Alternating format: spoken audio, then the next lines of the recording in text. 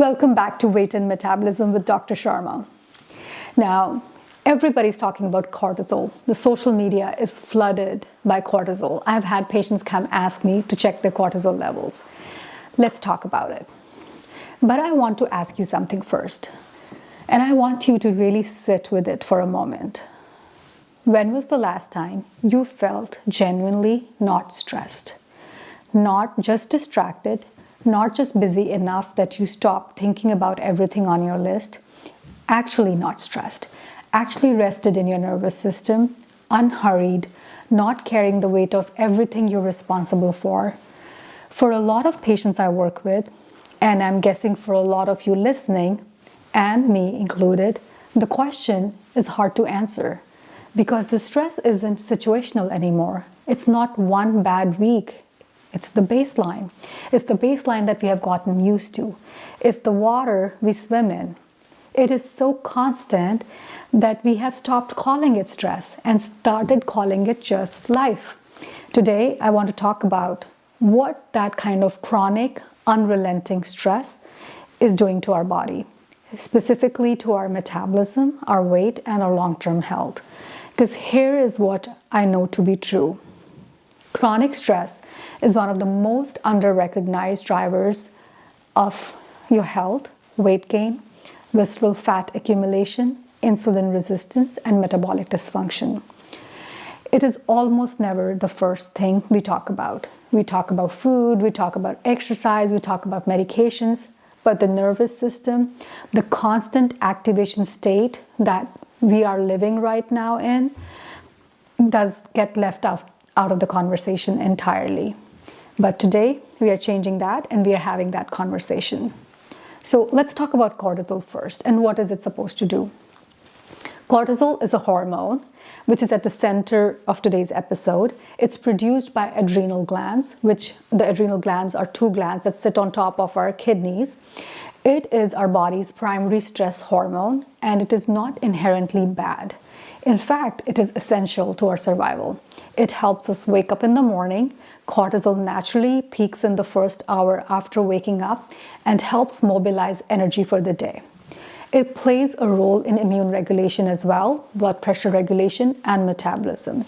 It's a powerful anti-inflammatory signal and critical as well. It is part of our fight or flight response, the system that evolved to help us survive acute danger when we lived in the open. Here is how that system is supposed to work. You encounter a threat, maybe a tiger or a bear. Your hypothalamus sends a signal. The cortisol and adrenaline surge. Your heart rate goes up. Blood flow shifts towards your muscles and away from your digestive system. Your liver dumps glucose into your bloodstream for quick energy. You're ready to run or fight. The threat passes. The cortisol drops. Your body returns to baseline. You are safe in your cave again with your family. The whole cycle from stress response to recovery is designed to happen over minutes to hours, not days, not months, and not years. But modern chronic stress doesn't work that way. The threats we face today don't resolve in a sprint.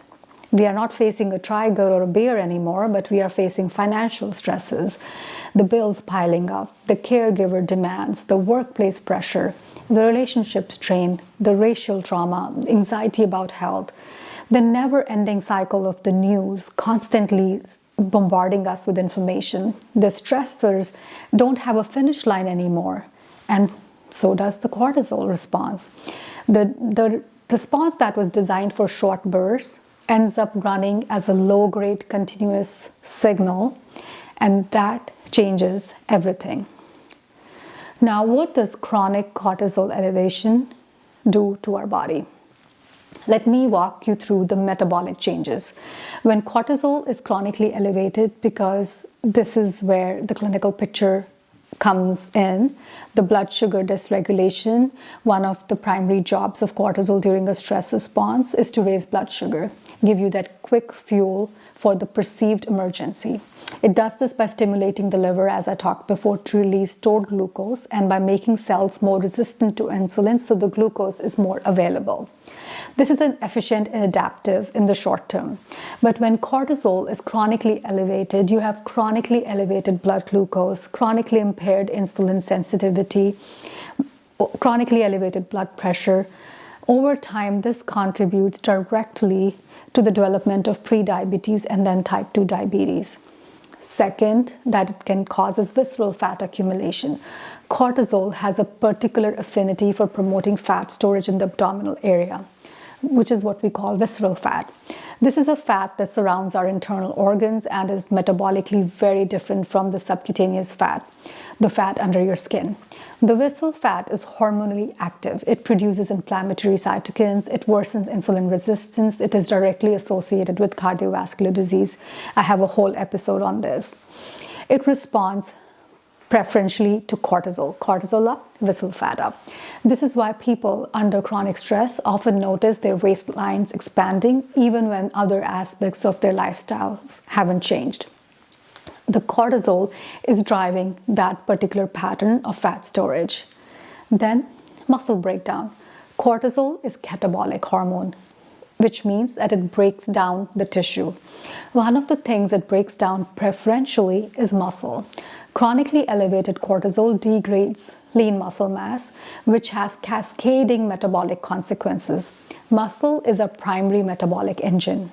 It is where a large proportion of our resting energy expenditure comes from. When we lose muscle, our metabolism slows. Fat storage becomes easier. Weight management becomes harder, and the effects compound over time. Next, the disrupted hunger signaling. Chronic stress drives cravings and not for salads. The research consistently shows that cortisol increases appetite, particularly for calorie-dense, high-fat, high-sugar foods. This is not a lack of willpower. Cortisol activates the brain's reward circuitry in ways that make highly palatable foods more compelling, more appealing. It also interacts with the hunger hormones, dysregulating the very signal that tells you that you are hungry and also when you are full. The result is a body that is simultaneously driven towards high-calorie food and less able to recognize satiety and fullness. Next, disrupted sleep. Cortisol and sleep have an inverse relationship. As cortisol rises, melatonin and sleep quality fall. Chronically elevated cortisol disrupts sleep architecture, reduces the deep restorative stages, and creates a vicious cycle. Stress elevates cortisol, cortisol disrupts sleep, poor sleep elevates cortisol further, and that is how the cycle continues. This also has an increased burden on women and their metabolism. I want to spend a moment here because this is also part of the conversation I've had in my other episodes about how it affects women in midlife, carrying a disproportionate stress burden that has direct metabolic consequences. This is not a generalization, it's not an accusation, it's a documented thing in health. Women are more likely to be primary caregivers for children and aging parents simultaneously, like our age group right now, a phenomenon that researchers have called the sandwich generation. And women are its majority inhabitants. Women are more likely to report work-related stress while also managing the mental load of household management, which research consistently shows that falls inequitably on women. Women in many communities carry the additional weight of navigating stress, gender discrimination, and systems that were not designed to support them long term. We don't even have support for maternity leaves and also support for daycare opportunities or support for the kids. And here is where it compounds all of it. Estrogen is protective against many of cortisol's metabolic effects. Estrogen helps regulate cortisol receptor sensitivity. It supports serotonin, which buffers stress reactivity. It plays a role in insulin and metabolism as well. And as women enter perimenopause and menopause, a transition that often coincides with peak of life stresses, the estrogen declines, the buffer disappears, and the metabolic consequences of chronic stress become more pronounced, often seemingly overnight in women. Women in their 40s and 50s come to me saying, I haven't changed anything and everything is changing. My weight is shifting to my abdomen. My energy is gone. I'm not sleeping. I'm more anxious than I have ever been. I feel like my body is betraying me. What I want them, and I want you to understand that this is not betrayal. This is, again, estrogen that was quietly protecting your metabolic resilience, and it's shifting, it is becoming erratic, and that shift is happening in the context of chronic stress that was always there. The combination makes it like the peak life stresses, cortisol starts declining, and it becomes a physiological reality that deserves a real clinical response. The HPA axis, the hypothalamus pituitary axis, and why just relax doesn't work in this setting is why I want to touch on is how to manage the chronic stress that we have to talk about. Now, physiology of chronic stress we have talked about, and it's deeply validating. The system that regulates our stress response is also called the HPA axis, the hypothalamic pituitary adrenal axis. And under normal circumstances, the system has a built-in feedback loop. Cortisol rises, the brain detects it, and the signal to produce more cortisol is dampened. It's a self-regulating system. But chronic stress dysregulates that feedback loop. Over time, the receptors that are supposed to detect the cortisol and put the brakes on become less sensitive. The system loses its ability to self-correct efficiently. The result is that cortisol stays elevated even when the stressor is temporarily removed, and the body's baseline stress set point shifts higher.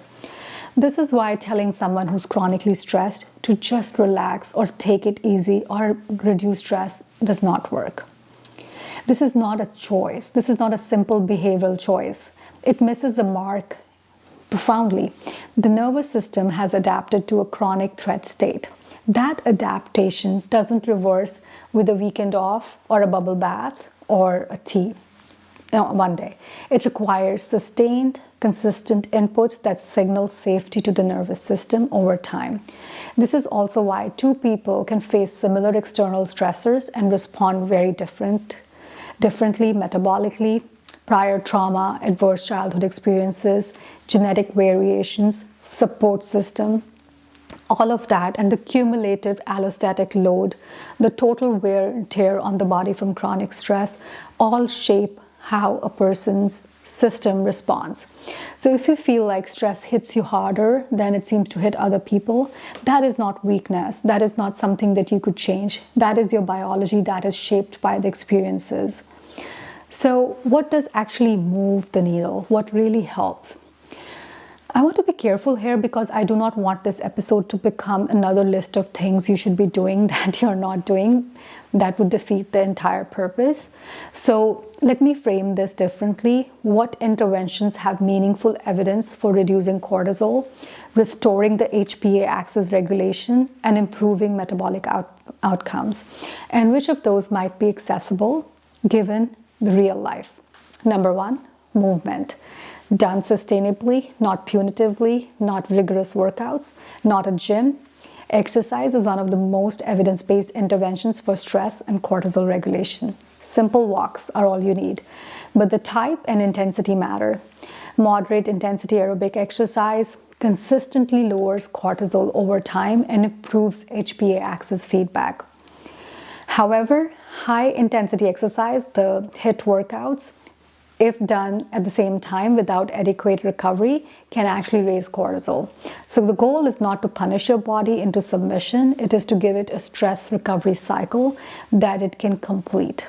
Walking, cycling, swimming, yoga, strength training, done at a sustainable intensity are all meaningful ways to reduce your stress.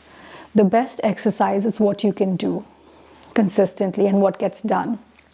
It should feel energizing and not depleting. Breath work and nervous system regulation also has a lot of evidence behind it. The slow diaphragmatic breathing, extending the exhales longer than the inhales, the mindfulness-based stress reduction It activates the parasympathetic nervous system. The rest and digest counterpart to fight or flight helps reduce cortisol and heart rate. Even 5 minutes of intentional slow breathing, 4 counts in, 6 to 8 counts out, produces measurable changes in autonomic tone. This is not voodoo medicine. This is not a random claim. This is vagal nerve physiology, which has been studied. It is one of the latest and most accessible, easily done tools as well. Cannot emphasize sleep enough, and also planning your days, time management. Lastly, make time for social connection. This one surprises people. Oxytocin, the bonding hormone, released through genuine social connection, physical touch with your family members, feeling seen and heard, is a direct cortisol antagonist. Chronic loneliness is associated with elevated cortisol and worsened metabolic outcomes. Connection is not a luxury for your nervous system, it is a medicine. Nutrition that's opposed to stress and movement and sleep and connection, and then also some supplements that can help.